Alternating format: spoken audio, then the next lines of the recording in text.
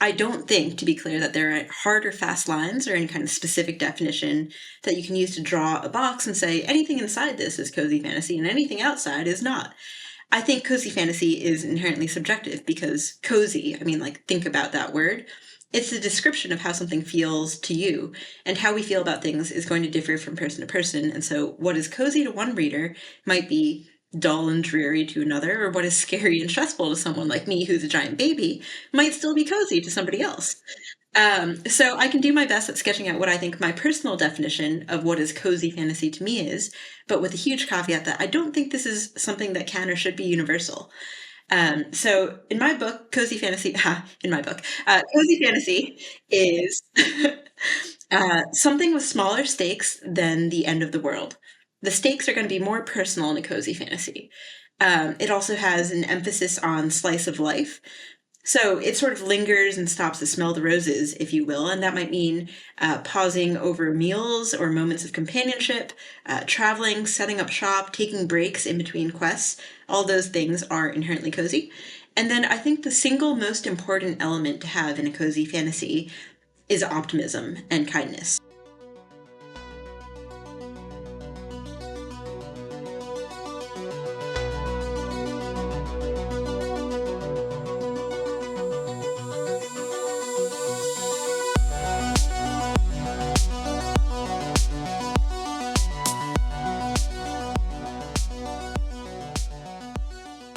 What is up, everybody? You're listening to episode 176 of SFF Addicts. I'm your host, Adrian M. Gibson, and welcome to your weekly dive into the world of science fiction, fantasy, and writing craft. Joining me this week is my co-host, my bestie from the Midwestie, the queen of my days, Greta Kelly. How you doing, my darling? I'm good. How are you doing? Doing fantastic. And if you want to support Greta, the queen of my days, then go pick up her book, The Queen of Days, or The Frozen Crown, or The Seventh Queen. You got a trio of fantastic fantasy books to support this wonderful human being in her writing career. Thank you. And of course, go and check out Adrian's book, Mushroom Blues, for your daily dose of murder, mayhem, and of course, mushrooms. It's amazing. Go check it out. And go check out Among Thieves. There are no mushrooms, but there is murder and mayhem. So you will be plenty satisfied with Among Thieves and its sequel, Thick as Thieves. If you want a complete duology of wonderful heist action. As well, a quick note for listeners, you can support SFF Addicts on Patreon for a ton of cool extras like bonus episodes, author readings, and more. So check the links in the description to help us do what we do here. Also, don't forget to rate and review the podcast on your favorite podcast app and subscribe to the FanFiAddict YouTube channel where this and every other episode of the show is available in full video. And now, joining us once again is the wonderful Julie Leong, bestselling author of The Teller of Small Fortunes and her latest release, The Keeper of Magical Things. Welcome back, Julie. How are you? Thank you, Adrian. Doing great. Happy to be here. Very happy to have you here. And a heads up, this is part 2 of our 2-part chat with Julie, so I recommend checking out part 1 to get to know her better and all of our shenanigans in that first interview. Today, though, it's all about living the good life, not the grimdark life, not the debut life. No, I'm just kidding. As we delve into a masterclass on writing cozy fantasy, before we dig deeper into the episode, a quick word from our sponsor. Welcome to Transference, where death and sickness are but a distant memory.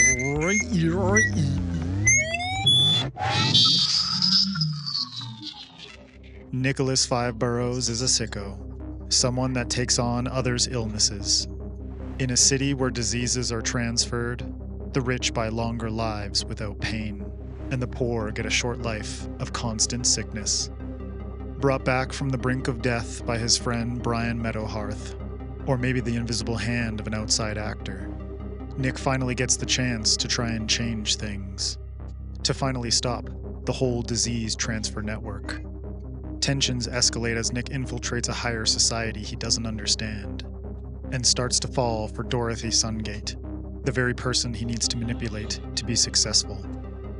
And between run-ins with a talking cat, genetically modified humans, and a robotic police force, the world around him just keeps getting stranger.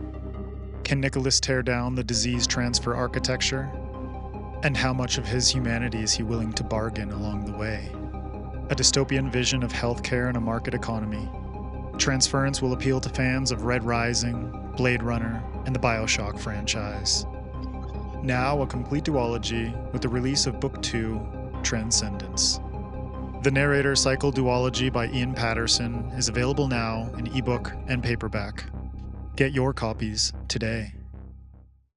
And now, enjoy the rest of this episode of SFF Addicts.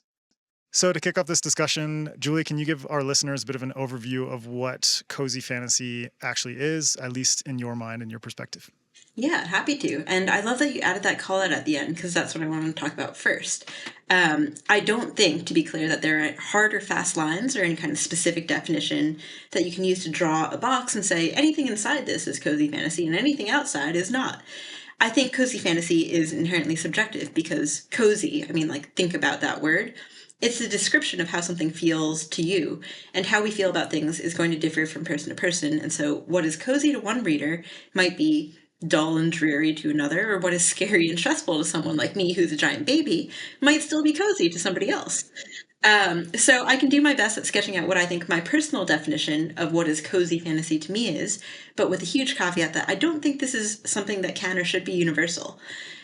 So in my book, cozy fantasy, cozy fantasy is something with smaller stakes than the end of the world. The stakes are going to be more personal in a cozy fantasy. It also has an emphasis on slice of life. So it sort of lingers and stops to smell the roses, if you will, and that might mean pausing over meals or moments of companionship, traveling, setting up shop, taking breaks in between quests. All those things are inherently cozy.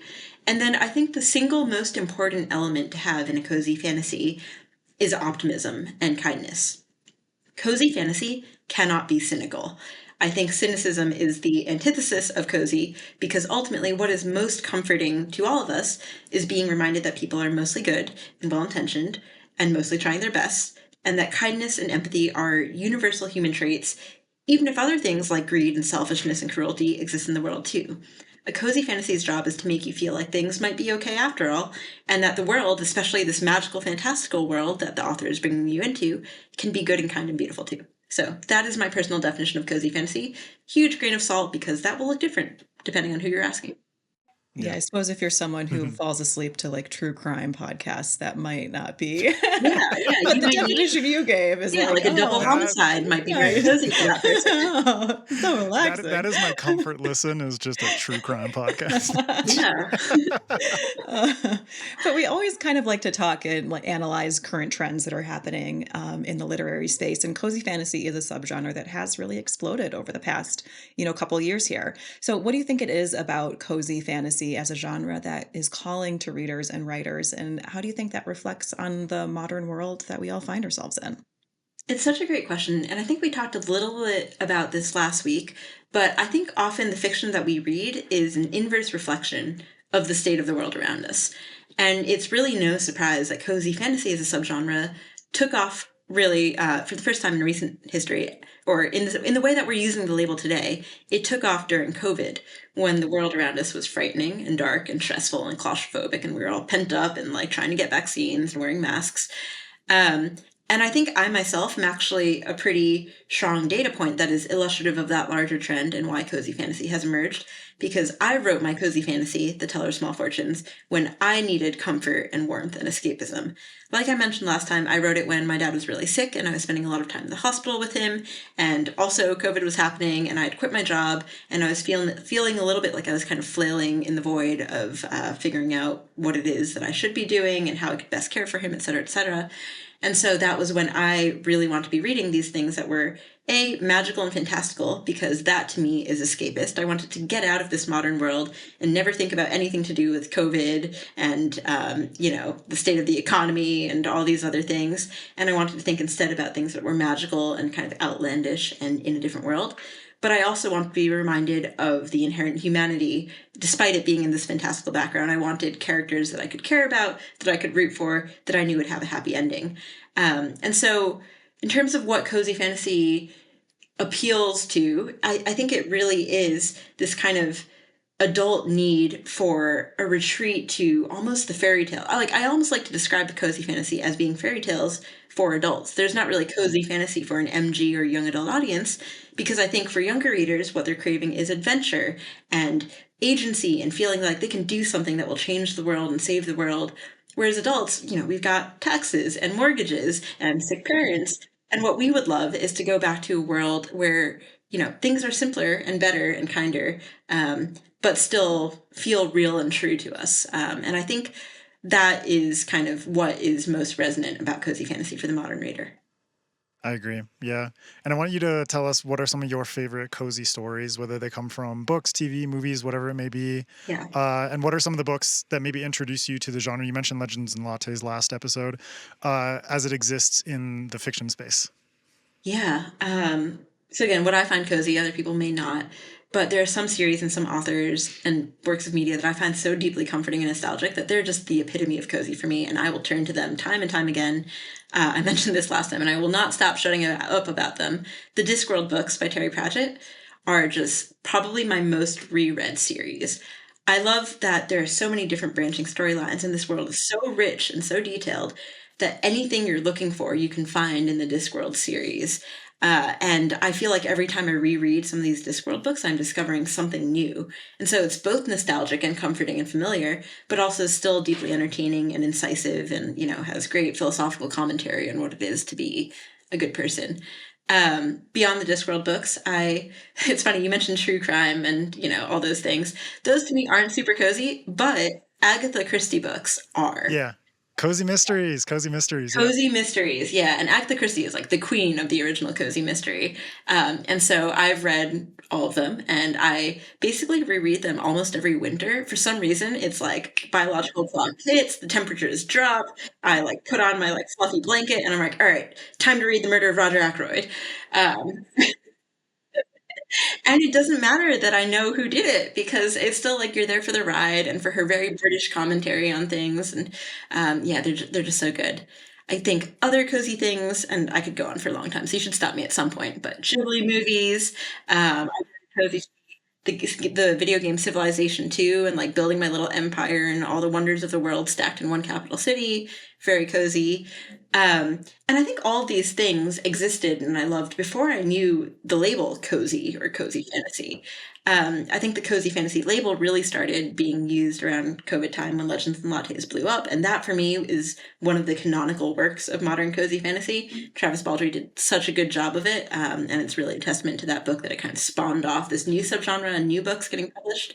But there's also Sangu Mandana, who wrote The Very Secret Society of Regular Witches, everything that T. Kingfisher has written, except for the horror books that are a little bit less cozy to my book. I still love them, but or the Saint of Steel stuff.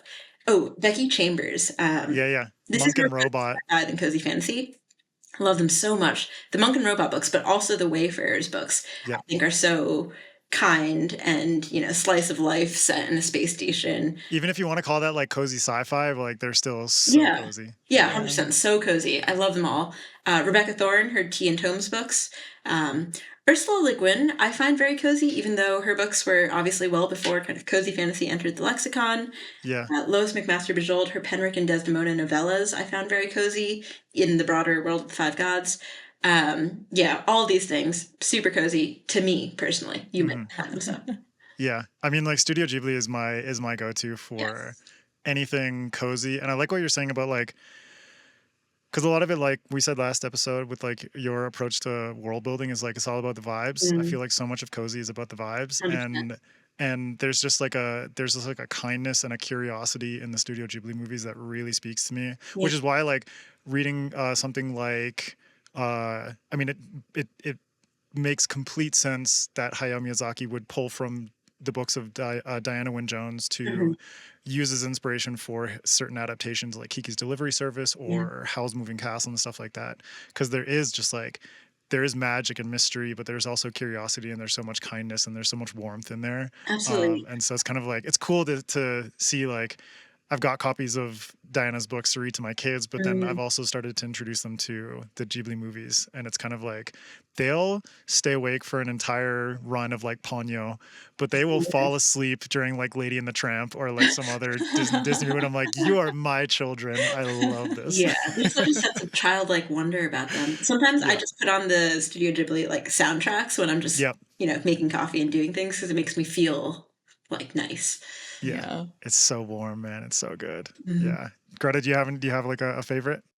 Oh, when you said Agatha Christie, like I am a sucker for like an English countryside old lady murder mystery. Yeah, it just like, and it makes no sense really because obviously it's all about murder. But I think it's more just the knowledge that every question is going to be answered. Yeah. There's not going to be any Mhm. boogeymen hiding in the No loose closet by the ends, time it's man. No loose over. ends. Yeah. No loose ends. Yeah, you can It's just, also it's all wrapped amazing up. that the Agatha Christie novels are so universally loved because it's like, I am a daughter of Chinese Malaysians who grew up in suburban New Jersey. I don't know what a garden estate manor is or like, you know. Even though New Jersey, isn't it called the Garden State? We are. That's just to make up for all the garbage dumps along the interstate. Okay. Yeah, it's a very misleading moniker. I mean, maybe one It's all in the day, like in the branding. past, it was a Garden State. Now it's a Yeah, Garden maybe one State. day. Sorry, Yeah. New Jersey. They have great tomatoes. We come full circle from garlic in Gilroy to tomatoes in New Jersey. I know, they should just combine and make a really good like garlic dip. Yeah. Ooh. Tomatoes and garlic. It's like that is The like the bruschetta foundation of festival. Italian sauces. Come on. Throw some basil in there. Yeah. Yeah. We're gonna get cooking here on Cozy Hour. All right. Well, there's a real balancing act when it comes to writing cozy fantasy, in the sense that it can be difficult to appreciate how hard it actually is until you try and write the genre.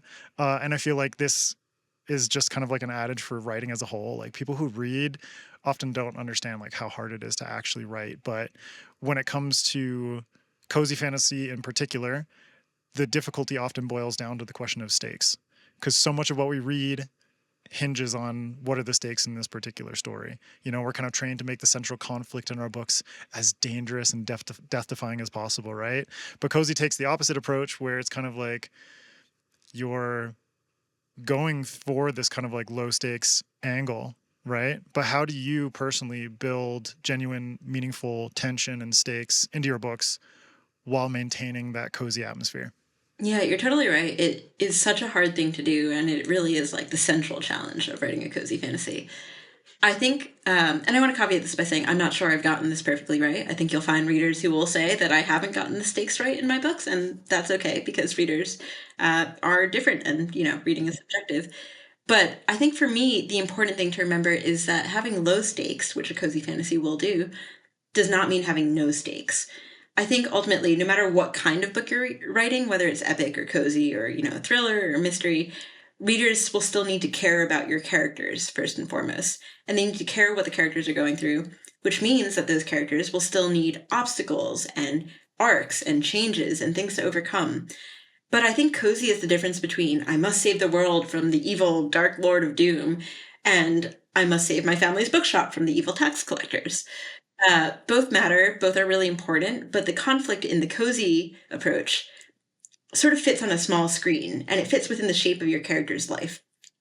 But we need to care just as much about saving the family bookshop as we do about saving the world and the kingdom and, you know, fighting off the Dark Lord. And I think that's where relatability comes in. So if you think about in real life, we, unfortunately, as humans, often have to deal far more with things like evil tax collectors than we do with saving the world. Or maybe you don't. I don't know. Maybe my life's just really boring, but like I'm off here paying the taxes. Maybe you're saving the world. I don't know like what high stakes lives people are living. You know, doing a bank heist on a Tuesday. I don't know.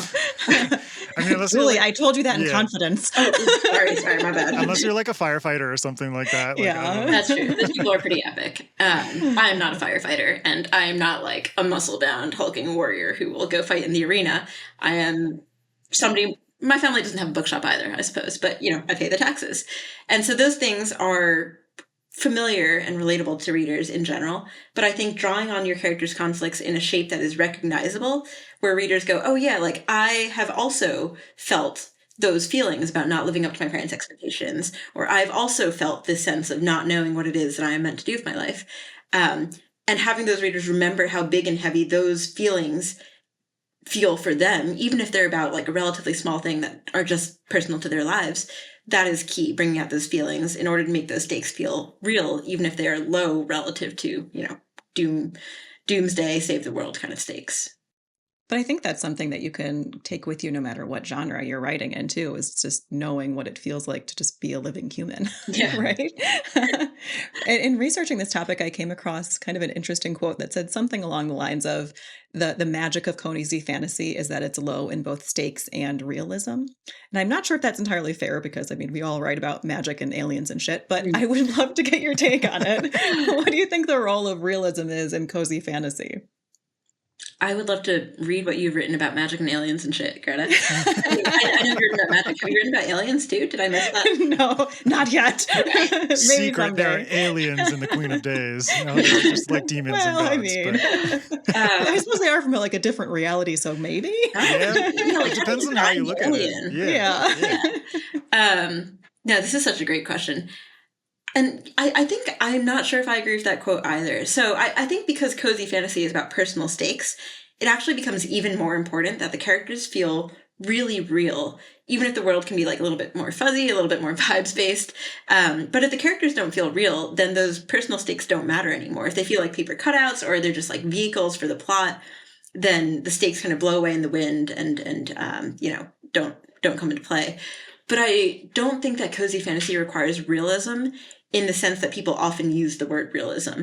So in the sense of world building, like people use the term realism a lot as an umbrella justification for putting in dark, gritty things like, lots of violence and sometimes sexual assault, morally ambiguous heroes and like corrupt governments. And there is totally a place for all of those things. They are real. They happen. They're also, meaningful in fiction. But I think this goes back to what I was saying about how I define cozy fantasy, which is that cynicism and nihilism, for the sake of cynicism and nihilism, is completely antithetical to cozy fantasy. And frankly, I don't think that a world that is always dark and murky and violent is any more realistic than a world that is, perfect and warm and kind and rainbows and sunshine. I think the truth is somewhere in the middle. And that realism to me is kind of having the bitter and the sweet balance against each other, as opposed to just being, a one-sided view of one or the other. Yeah, 100%. Because it's like, I think a lot of these genres in response to each other end up going towards extremes, right? Whereas like the realism as we understand it, for the most part, in our day-to-day lives exists somewhere in the middle. You know, it's not like we are a fantasy warrior saving the world against like some evil army or something like that. Or in the case of like grimdark, it's like some gruff soldier like living in some really fucked up world and circumstances and whatever. Or on the other side where it's like, there's a lot of cozy fantasy that is like sunshine and rainbows and all of that. But I think it is kind of more interesting to find that middle ground when it comes to things like realism. And one of the biggest sort of connective tissues, I think, for readers is like wish fulfillment. And so it's like you can get wish fulfillment by putting yourself in the head of that warrior who's saving this fantasy world, right? But you can also get that wish fulfillment in small ways, like in Legends and Lattes, where Viv wants to open a coffee shop and you're thinking like, man, I really want to open a business someday, like I've been wanting to do that for a long time, or I've been wanting to write a book, or blah, blah, blah. Like there's so many different things in that sense. But I think wish fulfillment of the characters really helps the readers connect to kind of like their own wish fulfillment, right? So when it comes to approaching your characters in your stories, how do you pinpoint like, this is the dream that I want this character to fulfill? This is the thing that, this is like the wish fulfillment for this particular character. And therefore something that the readers can really empathize with and connect with. Yeah, that's a really great question. I think I can separate this into two, because I think some of the things you mentioned, there's wish fulfillment on like a small scale. There's wish fulfillment that is kind of a little bit more set dressing, and that might feel a little bit more tropey, but those things are also very common in cozy fantasy, and I love them. So like wish fulfillment might look like I would like my own little garden plot in the backyard that like grows really fat tomatoes, and I would like a community of people that I form relationships and friendships with, and I can always go down to the well and strike up a conversation. And those things are one form of wish fulfillment that are a little bit more superficial, but still important in terms of the feeling that they evoke in the reader. I think what you're getting at is the bigger sort of wish fulfillment of what is the central motivation and purpose for these characters, and what is it that they're striving for, and that makes the reader kind of like root for them and then want to cheer when they get them at the end in the happy ending. And coming up with what those individual characters' dreams are, I think, is like a pretty central part of coming up with what your cozy fantasy will look like. For me, again, I think there are many different ways that you can do this. My approach is that I ask myself the question why a lot when I'm starting out writing a new book. And I always start with my characters, again, because I'm a vibes first world builder. And so I'm not going to like create a compendium encyclopedia of what my world looks like in the economy and the faith system to start with. I'm going to have who is the character I'm writing about, and what do they want, and why can't they get that? That's the first why. Who are they? What do they want? Why do they want that? Why can't they have that yet? Why are they the way that they are? Why do they react to this character in this way? Why do they find themselves in this situation? And it's like pulling on a string and then more strings come out, or like one of those magicians with the scarves at their mouth. If you just keep asking why, the characters will sort of guide you themselves to, what a realistic and compelling dream for them might be, and what their aspirations and obstacles that get in the way of those aspirations look like. Well, it's all kind of going back to this discussion on internal character arcs that we kind of touched on in the last episode when we were talking about Aurelia in particular with your most recent book. But I'd love to touch on that again, because I do think it's important to hammer home, like when you're writing any genre, but particularly in like a cozy fantasy or romance genre, like getting those internal character arcs are really, really important. Because they're so character driven. Exactly. It's all driven by those desires and those fears.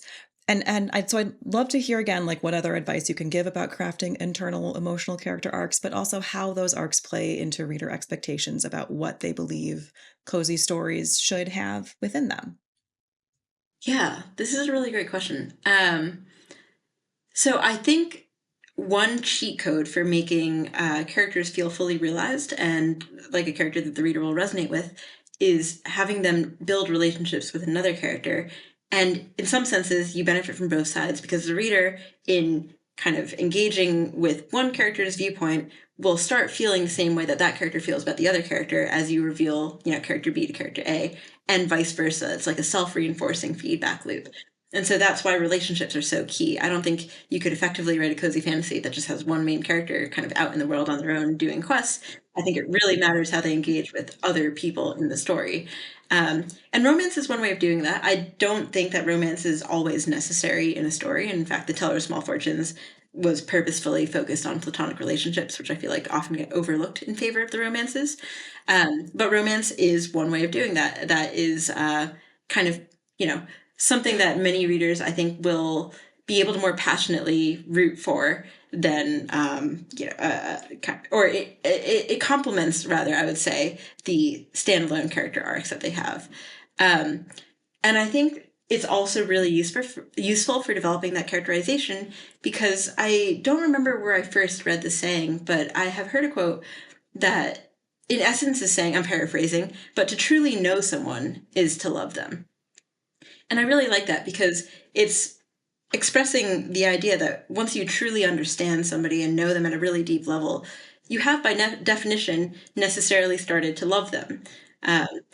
And I think if you're writing a romance, I'm always an advocate for having your characters getting to know each other first. This is me personally. I've never really resonated with romances where it's kind of just their eyes met across a crowded ballroom and instantly, they fell in love or insta-lust or something like that. And maybe that's just because that has not happened to me. Like, maybe other people are leading much more romantic lives. But I find that in my own experience, the relationships that I build with other people are stronger when I've had time for them to marinate, and you kind of like peel back layer by layer and get to know their desires and their motivations, etc.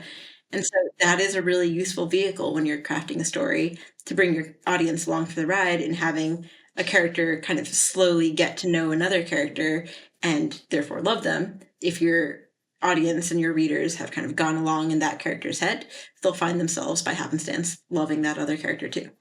Yeah, it's not loving people in spite of their flaws, but for them, kind of. Exactly. Yeah. It's like anyone who's married understands that it's like the key is a lot of patience, a lot of communication, and like, if you want these things to last, like you have to give it the time it deserves to really flourish, right? And I love the way that you incorporated romance into book 2, into The Keeper of Magical Things, in the sense that like it felt right. You know what I mean? Like it didn't feel shoehorned in.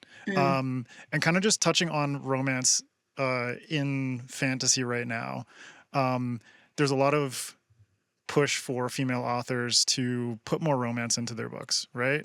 Yeah. And whether it's romantasy or like labeling a book that is fantasy with romance as romantasy and like all these stupid marketing things too, right? How can authors out there, when they're thinking about a particular story, figure out is romance the right fit for this particular story? In the sense that like you wrote your first book with a platonic relationship, but then how did you approach book 2 and decide like the romance feels right for this particular story, as opposed to like market forces tell me that I should have a romance in this story? You know what I mean? Yeah, that's so real. Quick backstory. So the Teller of Small Fortunes, like I mentioned, Tao I view as being kind of ace aerospec, and I very intentionally wanted the book to focus more on platonic relationships like friendships and family relationships and so on. But you're so right that there is definitely a pressure in the industry to put romance into stories because of marketability reasons. And when I was on submission with the Teller of Small Fortunes, I had several editors and several agents at the time when I was querying kind of ask me whether I'd be willing to put in a romance in that book for Tao, the main character, because they thought it would, make it more marketable and make it easier to sell. And I'm so, so lucky that I ended up with an agent, Paul, who, was willing to kind of be an advocate for my vision for the book and say, no, like, if you don't think that that's part of the story that you were writing, then we shouldn't put that in. And then I also ended up with editors, Jess at Ace and Molly at Hotterscape, who were fully bought into that vision as well and didn't pressure me to do that when it didn't feel right for the characters. So really grateful for that. But I know not all authors are so lucky. And the fact that I was asked so many times to do it, I think is a testament to the fact that, the publishing industry really wants there to be romance in a lot of these fantasies because they think it'll make it sell better, whether or not that'll make it a better story. And that's not to say I love romances too. I read a lot of romantasies. It's just, some stories it feels right for and some stories it doesn't. And that was a story that it didn't feel right for. But then in contrast, when I was writing The Keeper of Magical Things, I don't think I set out saying, okay, that was not a romantic book, time to write a romantic book. I think it was more like, okay, what is the journey that I want to tell? What are the characters I'm writing about? Certainty and Aurelia emerged for me very early on as these are my characters. And they are kind of foils to each other. And here are the journeys that they're going through that are similar, but contrasting from different directions. And it was when I was drafting it that it felt very right for there to be kind of an attraction and a romance there and this kind of mutual discovery. And so then I leaned into that and I said, okay, yeah, I'm going to make this a sapphic cozy fantasy with a romance. I did not call it a romantasy, although I have seen it marketed as like a cozy romantasy in a few places, and I'm kind of like, oh, I don't know how I feel about that. I feel like if people go into The Keeper of Magical Things expecting it to be a romantasy with a capital R, they might be disappointed. So readers, this is not a cozy romantasy. This is just a cozy sapphic fantasy with a romance. But I think it's like the romance is not the main plot. It is something that complements and supplements the journeys that these characters go on, and that felt natural to write. It's also a sapphic, a queer love story, and I'm not sure, frankly, whether that makes it more or less marketable in the eyes of the industry. But that was something that I wasn't super concerned with because I wanted to write the story that felt right to me, as opposed to the story that I thought would sell the best. Yeah, I like the way that you put supplemental in there because it's like what I've heard from a lot of friends is like the supplemental romance subplot is being switched around to kind of like from a marketing lens the main plot, and therefore it's a romantasy as opposed to a fantasy with romance, a cozy fantasy with romance or something like that. And so it is kind of frustrating for a lot of authors out there, and it's like, I don't know, like if someone tells you this is a romantasy and they read The Keeper of Magical Things and it's like there's kissing and finger grazing and stuff like that, but there's, they want more. They want more. And it's like, I'm sorry, but that's not what this book is, right? Yeah, if it's like 90% pining and longing glances and it's like, I'm not sure that I'll do it for the romantasy reader. Yeah. Oh, certainty, I wish you touched me the way you touched your magical objects. Just oh, won't you pour me another cup of that, tea from that teapot and let your fingers linger on the curve? You make me steam more than that teapot. It would be perfect for all the girlies who lost their shit when Pride and Prejudice, like Darcy just flexed his hand, the hand flex. Yes. Yo, don't underestimate the hand flex, Greta. Exactly. Come on. Well, along with all these wonderfully pining characters, cozy fantasy is also really known for having settings that just ooze cuteness, or at least the potential for a sort of idealized, idyllic sort of existence. How do you approach the creation of world and world building when you're writing your books? Yeah, so I think the world building, when I started with The Teller of Small Fortunes, I had only the vaguest, most nebulous sense of what this world was going to be. I knew I wanted it to feel nostalgic, and so leaning on a lot of the familiar tropes from this sort of vaguely Western European medieval fantasy world, because I wanted to see an immigrant character in that world coming from a more Asian influenced homeworld. But then, kind of as I wrote, I got to fill in a lot of the blanks in terms of I have a more fleshed out kind of religion system that isn't explained at any point in either of these two books, but I have, in a doc somewhere just to understand it for myself. The political system and the dynamic between kind of the royal government as well as the Guild of Mages, as well as kind of the artisans and the guilds. They're all things that I think are important for the writer to have in the back of the head when they're writing, such that even if you're writing a cozy fantasy where the world building really isn't the point, and even if you're not putting that world building directly into the text of your book, if you have it in the back of your head and you've thought through these things, then your world when you're writing will feel more real and more rich than if you just kind of skipped over all that stuff and just glossed over it as kind of paper cutouts. So I think that is pretty important, which is, okay, yeah, create a cozy world, let it be idyllic, and maybe forget about the political system, the religious stuff in the context of your plot, but think about them at least, because this world still needs to feel real to your characters, and if it doesn't, then the characters won't feel real to your audience either. But in terms of making the world feel cozy, again, I think that'll be subjective to each person, but I think one category of cozy setting that has been pretty popular these days is kind of leaning into the cottagecore aesthetic. Have you guys heard this term? Yep. Yep. Yeah. And I think that's probably a function too of like, this is a reaction to us in our modern world, living in our shoebox apartments and I feel like when people talk about the Lord of the Rings and the Hobbit, like the Shire as like the Shire is as like ultimate. OG cottagecore. what And I would like give to live in my own little hobbit hole and just Yeah. like make Right, pies same. and grow turnips. So good. Um, but yeah, I think that's a reaction to like the modern world is the opposite of that. And so we need to, as the kids say, go touch some grass. And in a cottagecore world, you get to be touching lots of grass and like farming radishes and living out your Stardew Valley Harvest Moon dreams. Um, but I think that's not the only cozy world. Like Emily Wilde with Heather Fawcett, those books do a great job of leading into like the light, cozy academia, where you're like, oh, what if I have the trappings of being a scholar and exploring the world and going on all these expeditions, but in a way that feels cozy and less stressful. So I think there are a lot of different settings that could feel cozy, and I think you could probably make most fantasy settings cozy outside of like, gosh, I don't know, war, refugee camps, deeply uncozy things. But the trick is you put in some of these common touch points, things that are more about the slice of life aspects of those worlds. So sitting around a campfire and, being with your companions and your friends, or, camping in a forest when the outside world is kind of cold and dark, but you're somewhere warm and safe, in a tavern sitting by the hearth, kind of in a marketplace with all kinds of interesting scents. All these things can be cozy, just depending on how you write them. And I think it's that sense of not being alone that is really important. And all of this ties into something that we brought up multiple times already, which is community, and how a lot of cozy fantasy tends to be very community focused. And that community could take on many different forms. It could be like found family. It could be two people and like their relationship or their friendship.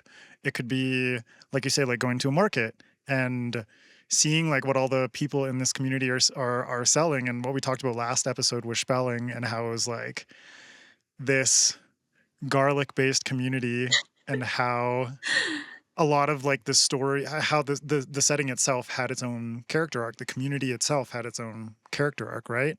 So how do you approach the idea of community if you want to build upon it a little bit more just in general, and thinking about why the restoration of a community is such like a tried and true kind of hallmark of cozy fantasy, regardless of like what shape and form that community takes?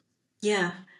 I think the reason why community is so important in my books and in many other books too is that we are inherently social creatures.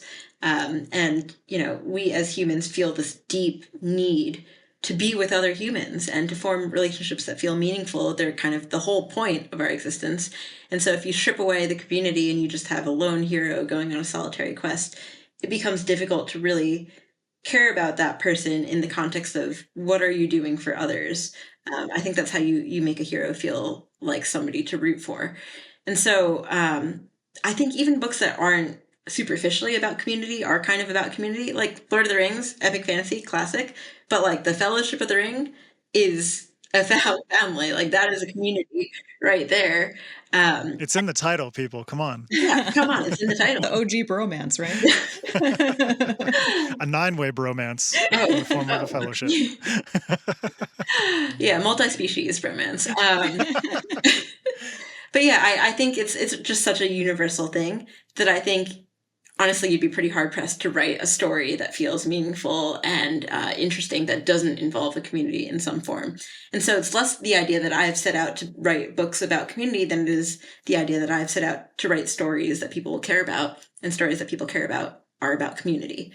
And as for why it's such a hallmark of cozy fantasy, this idea of creating or restoring your communities, I think this goes back to what I was saying about cozy fantasy is about optimism and kindness at its heart and people being good and finding the good in people. And so building a community is a really great way of showing that off, because I think building community requires inherently like selflessness and sacrifice in some forms. It requires putting yourself out there for others that you care about and finding reasons to care about those people. And so restoring this community, is both like really satisfying on a visceral level to read about because you're seeing something broken down get built up into something beautiful, but it's also just a convenient way to kind of showcase the humanity of others and show people at their best, because I think we are at our best when we're building communities. Well, that kind of leads perfectly into the next question, which we were going to talk about side characters and secondary characters as being so important in all storytelling. But since we're talking about cozy, we'll just narrow that down. But in order to have all these wonderful and interesting people that you care about, you also have to like walk that line of differentiating these people in the minds of your readers. So what factors for you at least go into making fun and interesting secondary characters that stay with your readers long after the book is done? Yeah. I think the really simple answer is that I don't view them as secondary characters. If you think of them as their own main characters of their own stories, and maybe it's just their stories aren't making it onto the pages of this particular book, but they would be the heroes of another book, then that goes a long way into making sure that they feel like fully fleshed out characters as opposed to just kind of like paper cut NPCs there for the purpose of giving out a side quest to your actual heroes. They're also just so much fun to write about that I feel like it's actually easier than you might think to come up with a cast of well-rounded, diverse, differentiated characters. Because just think of like all the people you know in your own real life, your friends and your coworkers and your classmates and your neighbors. There's such a variety already, or at least hopefully, there is in those communities to draw on, that you can kind of just mimic real life when creating those characters. And maybe you take certain attributes and you exaggerate them a little bit for the sake of whimsy in fiction, or for the sake of just humor or something like that. But I don't think you're making them up wholesale. I think, like much fiction, you are drawing from existing experiences and existing people. And so if you can kind of just try to replicate that in fiction, and again, think of them as main characters that just aren't getting their story told just yet, then you can kind of end up with a pretty colorful cast. Yeah.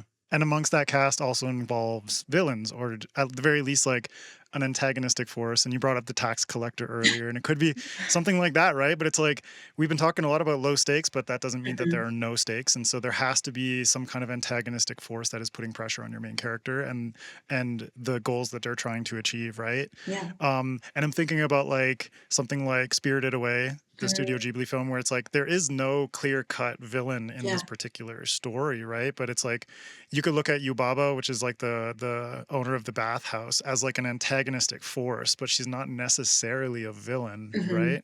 So how do you kind of craft a compelling antagonist but not break the conventions of cozy fantasy and the cozy genre? This is also, you guys have such good questions. Can I just, so intellectual. Yeah, this is really interesting. So I think I've taken different approaches to this. So in The Teller of Small Fortunes, I pretty intentionally did not create a villain, to your point. There are antagonistic forces, and the main character, Tao, does go through much of the book thinking that there is kind of a villain in the shape of the Guild of Mages who wants things from her that she does not want to give. But then you kind of learn, and, slight spoilers here, that when you understand a little bit more about the Guild's motivations and what it is that they're asking for and the people behind it, that they're not really villainous in the classic sense. Like, they are well-intentioned, and maybe they have a different way of going about their goals than she does, and they think about things differently, but they are still trying to do what they think is the right thing. And that was something that I intentionally wanted to write and tell her because, a lot of classic fantasy does have this classic trope of the big bad dark lord who is straight up evil, like unquestionably does terrible things, definitely needs to get beheaded. And in the same way that Teller was putting a little bit of a whimsical twist on a lot of those other classical fantasy tropes of like the epic prophecy and the hero going on a quest, I wanted to put a twist on that trope and say, sometimes there is no villain. Sometimes it doesn't take one big bad guy to make bad things happen. It can take a slightly broken system. It can take capitalism. It can take political tensions, and bad things can come about even when people are trying their best. And the way to get past those things is for people to work with each other and, find the good in each other and build community.